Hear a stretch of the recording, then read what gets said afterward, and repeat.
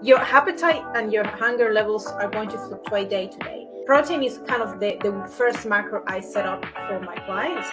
It is a non-negotiable. Even if calorie cycling, if you want to, like you could go some days lower calories, other days higher calories, depending on your total weekly calorie budget. Because there are some days that you might not be as hungry, and some other days you might be hungrier because you might be training, or your appetite and your hunger levels are going to fluctuate day to day.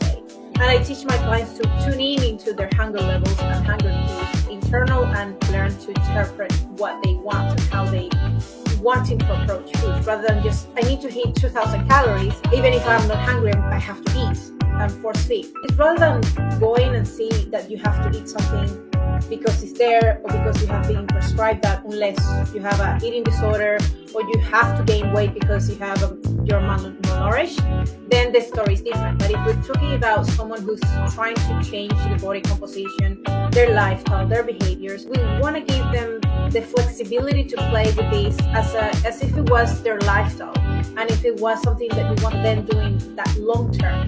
Not every day you're going to be hungry at the same level.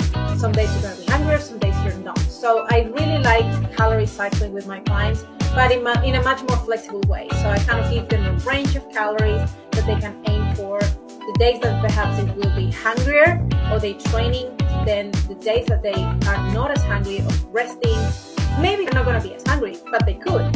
So I just give them this full amount of calories per week that they can play with, and obviously I give them the options for calorie range during the week and see what works best for you. It's not about this exact precision unless we're talking about a client who's prepping for a show and we have a very specific deadline. Maybe things change a little bit in that case because we need to get more stricter and the deadline is a little bit more urgent. But we're looking at lifestyle change, modification of behaviors. You have your full life to change.